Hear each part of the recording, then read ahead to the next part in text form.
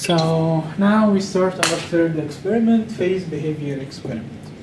How does this experiment go? Or what is the idea? You know, every fluid has a different behavior. And every fluid, we say every fluid is unique. What we mean is they behave differently under reservoir conditions and under ambient conditions. And a certain oil in a certain reservoir is different from similar oil in a different reservoir. So how do we adjust or specify how these fluids behave? We have something called phase behavior curve, or sometimes they call it binodal curve.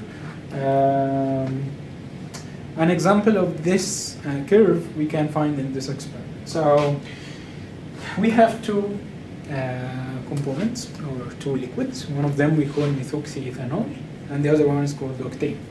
So we try to mix the two fluids and see how they behave. When are they in the single phase region, and when do they exist in the two phase region? When do they exist as one liquid, and when do they exist as two separate liquids, methoxyethanol and octane? Does that mean they can be miscible? Yes, at certain temperatures and certain percentages of both fluids, they can be miscible. So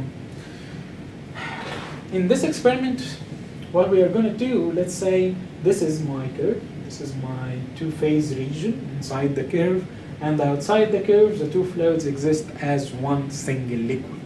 There is no boundary between them. If you put both of them in one bottle, there will be exactly one fluid. You will not see any phase boundary, any separation between them. But when they enter the two-phase region, you will start to see a line between the two phases. The heavier at the bottom and the lighter at the top. So let's say this is the mole fraction of methoxyethanol, our first liquid, from 0 to 1, which means the octane is the other way around, from 0 here to 1 on the left. And on the y-axis we have the temperature. So what we are going to do in our experiment, we are going to do two parts. The first part is we are going to mix the methoxyethanol and the octane at several percentages, like these three values, 0.2, 0.5, and 0.8. And then we heat all of them to a temperature higher than 60, let's say 80. And then we start monitoring when they start to form two phases. So we leave them at ambient condition, and we have a thermometer inside a hot bath, and we check as the temperature of this bath goes down from 80 until it goes until we have our 3 points. So let's follow this one.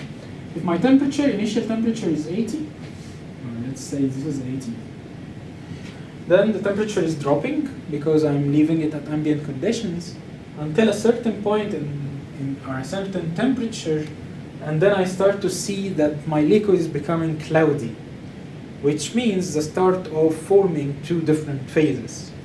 After that, if we go down below this temperature, I can clearly see that my liquid has separated into two liquids, and I can see a separation line between them, or a separation boundary between them.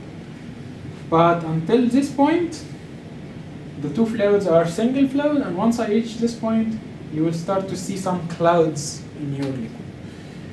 The same goes for 0.5, the same goes for 0.8. So we'll prepare three solutions. One of them has 0.2 mole fraction of methoxyethanol. The other one has 0.5 methoxyethanol, and the third one will have 0.8 mole fraction methoxyethanol, and the rest N-octane or octane. Second part of the experiment, we can actually do the same thing but at ambient conditions. So at 20 degrees C, we can start by having, put a certain amount of methoxyethanol in a bottle, let's say 8 grams of methoxyethanol in a bottle. And then when we have only methoxyethanol, that means the mole fraction of methoxyethanol is 1, right?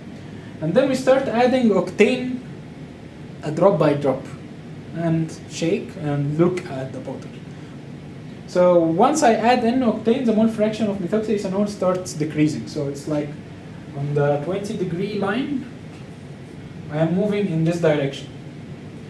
So once I cross the curve, I should be able to see clouds. Once I add enough N-octane, and I see clouds, that means I have crossed this point.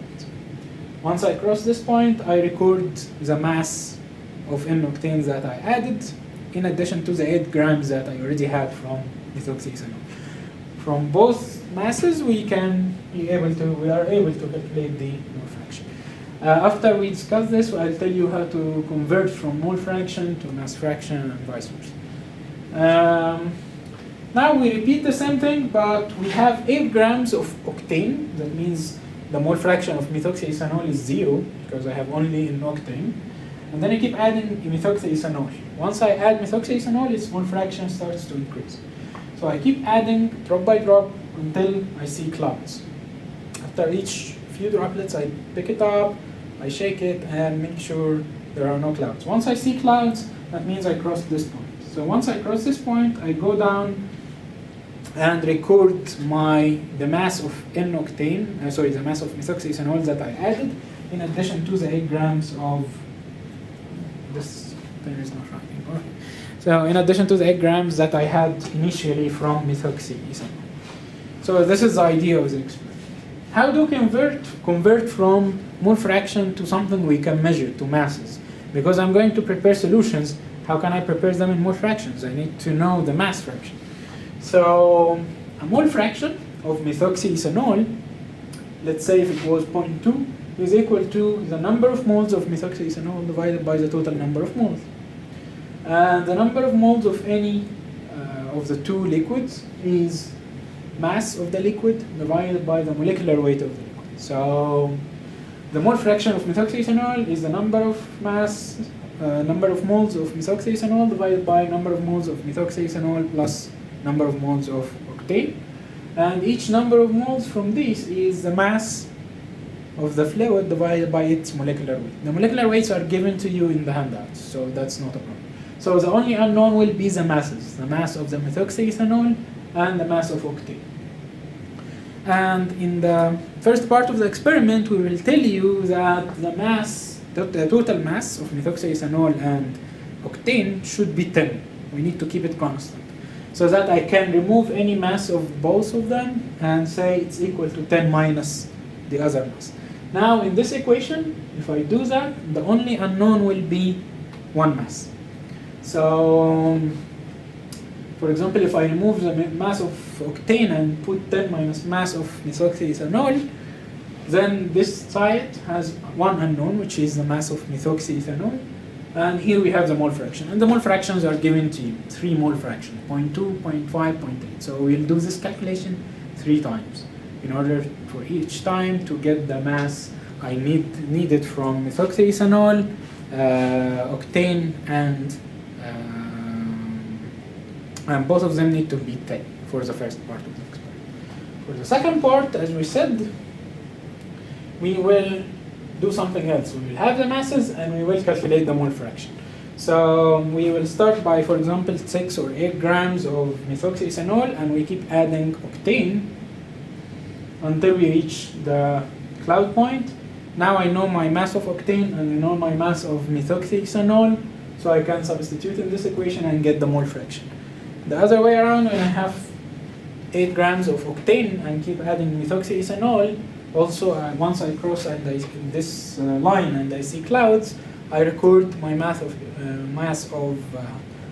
methoxyethanol, and I know the mass of octane was 8, and I substitute by both of them here and get the mole fraction. So in your data sheet, here you will have the table. In this table you have the mole fraction of octane and the temperature. So, sorry for that. So,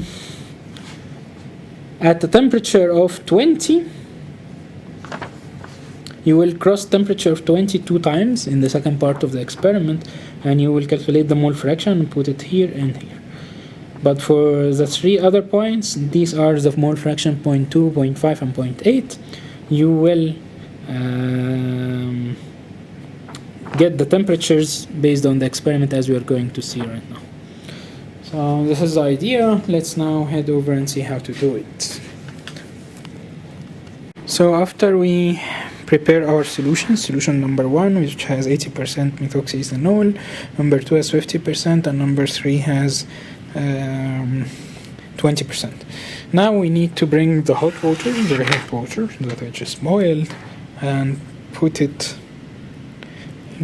around them to cover, so that it covers them without allowing them to float. I think that should be good enough. After that, we put our thermometer, and as you see, the temperature right now is like 76.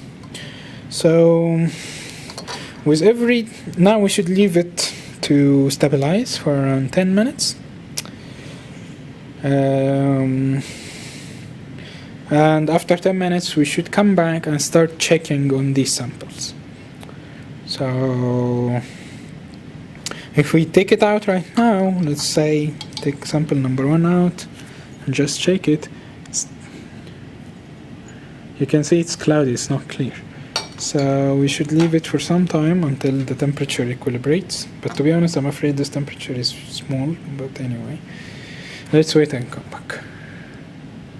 So now we have left it for like 10 minutes or so. So we keep picking up our samples and try to see if they're cloudy or not. This one looks clear to me, and we keep doing the same for all of them. Still clear.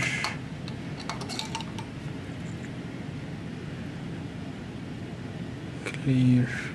So we keep doing that for every decrease in temperature. For every 1 degree we do the same. So this experiment usually takes a lot of time, but there's no way to make it faster. However, once, like for this one, you can see it's really clean.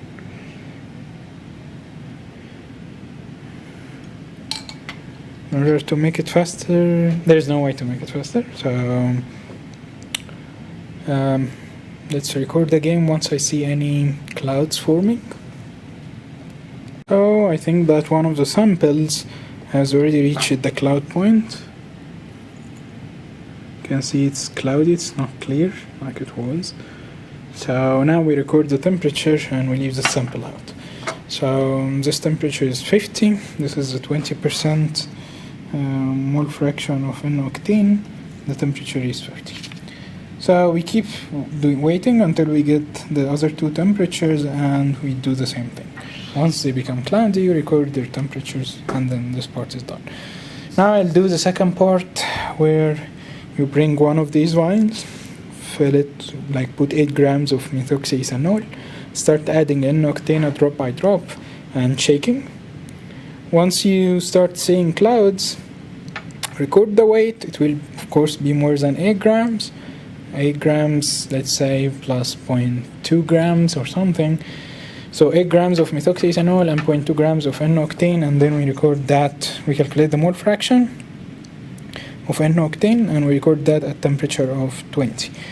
We redo the same, but this time we start by 8 grams of N-octane.